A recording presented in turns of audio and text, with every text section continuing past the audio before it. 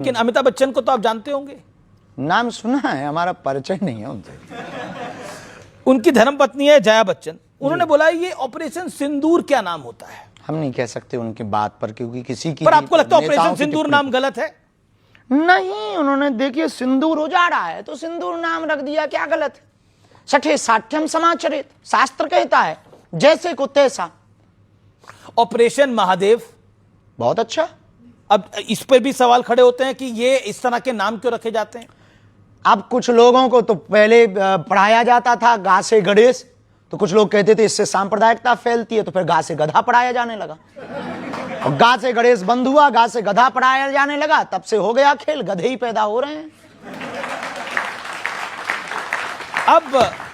अब मैं आपको बताता हूं, बाला साहब ठाकरे की जो पार्टी है, उनकी पार्टी के एक संजय हैं और संजय राउत, वो कहते हैं कि ऑपरेशन महादेव, ऑपरेशन सिंदूर जैसे नामों के जरिए धार्मिक रंग दिया जाता है। नहीं, महादेव संहार के देवता हैं और शंकर जी सबके हैं। इस दुनिया में 3000 साल पहले जी कोई भी दूसरा धर्म नहीं था सनातन को छोड़कर। अब कोई अपने बाप को बाप नहीं बोल रहा तो ये उन लोगों की गलती है। कुछ सवाल ले लेते हैं। मैं उदय शहरी, भगत, सन्यासी या इनकलाबी, तीनों में श्रेष्ठ कौन है? भक्त यानी भक्त, भक्त ऐसी बात है ना, भक्त, सन्यासी और इनकलाबी राष्ट्रप्रेमी, राष्ट्रप्रेमी, यही तीनों ही जो ठीक हैं। देखिए, भक्त और सन्यासी दो अलग नहीं है, एक ही हैं, जैसे चीनी और शुगर, ठीक है? दोनों है। भक्त के बिना सन्यासी नहीं हो सकता, भक्ति के बिना सन्यासी कैसे हो सकता, और भक्ति के बिना इनकलाबी भी नहीं हो सकता। राष्ट्र की भक्ति ना हो तो वो इनकलाब जिंदाबाद कैसे बोलेगा? दो लाइन में मैं वंदन करूंगा कि चुरा कर रंग जीवन के सत्य सनातन धर्म के मंच पे आए हैं। समय की दौड़ में हमने यहाँ कुछ पल बिताए हैं। मिलेगा साथ शास्त्री जी का हम सम्मान करते हैं। सुशोभित मंच से हम वंदन बारंबार करते हैं। जय श्री राम।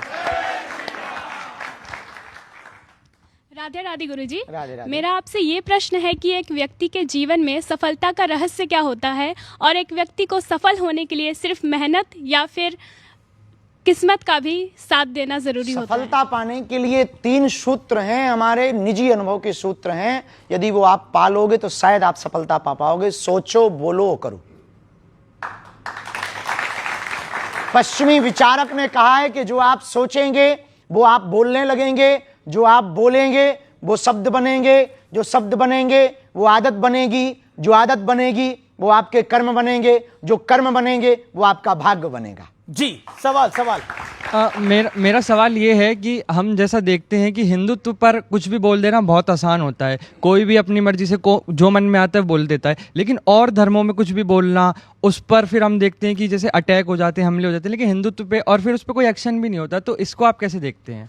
ये हिंदुओं की बुजदिली पना का परिणाम है कि वो रामचरितमानस जलाते रहे, तुम चुप रहे, वो गाय काटते रहे, तुम चुप रहे, वो राम मंदिर पर 500 साल तक तुम्हें कोर्ट में घिसवाते रहे, तुम चुप रहे, वो मंदिर तोड़कर मस्जिद बनाते रहे, तुम चुप रहे, वो तुम्हारे राम के होने का सबूत मंगाते रहे, तुम चुप रहे, वो गंगा को भी कुछ और कहते रहे, तुम चुप रहे, वो दुर्गा को भी कुछ और कहते रहे, तुम चुप रहे, वो राम सेतु को भी कुछ कहते रहे, तुम चुप रहे। राम सेतु का अर्थ ही है राम सेतु, फिर भी वो राम सेतु का मतलब पूछते हैं। इसका मंतव्य है हिंदू बहुत बड़ा बुजदिल है। कुंभकर्ण के बाद यदि कोई सोया है तो हिंदू सोया है। आपको क्यों लगता है कि हिंदू सोया हुआ है? यदि हिंदू सोया ना होता तो इतने लफड़े होते? हिंदू सोया ना होता तो हमें क्या आपके साथ डिबेट करना पड़ता? हिंदू सोया ना होता तो इनकी आवाज को हमें उठाना होता? हिंदू सोया ना होता तो क्या हमें पदयात्राएं करनी होती? हिंदू सोया ना होता तो क्या हमें धर्म विरोधियों से लड़ना पड़ता? हिंदू सोया ना होता तो क्या हमारी रामायण को जलाया जाता? हिंदू सोया ना होता तो क्या हमारी आस्था के प्रतीक तीर्थ राम मंदिर, कृष्ण मंदिर या संबल में मंदिरों को तोड़ करके दूसरे मजहब के आस्था के केंद्र बनाए जाते? हिंदू सोया ना होता तो क्या हमारे राम को काल्पनिक कहा जाता? हिंदू सोया ना होता तो क्या द्रौपदी के ऊपर परिहास किया जाता? हिंदू सोया ना होता तो क्या हमारे प्रभु श्री राम के बारे में अनर्गल टिप्पणियां की जाती? हिंदू सोया ना होता तो क्या इस देश में गाय कटने के वूचड़ खाने होते? हिंदू सोया ना होता तो क्या यमुना गंदी होती? हिंदू सोया ना होता तो क्या गंगा गंदी ना होती? हिंदू सोया ना होता तो क्या हमारे तीर्थों पर ब्लास्ट होते? कि हिंदू सोया है।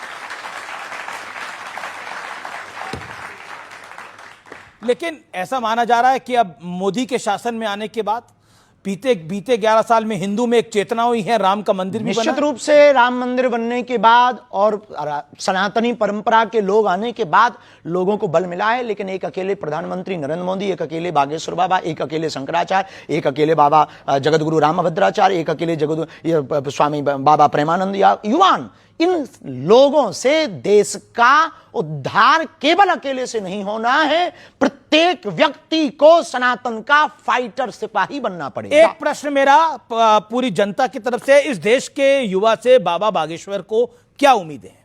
संस्कार और संस्कृति और सनातन और भारत के संवर्धन की उम्मीद है। ये आपको उम्मीद है।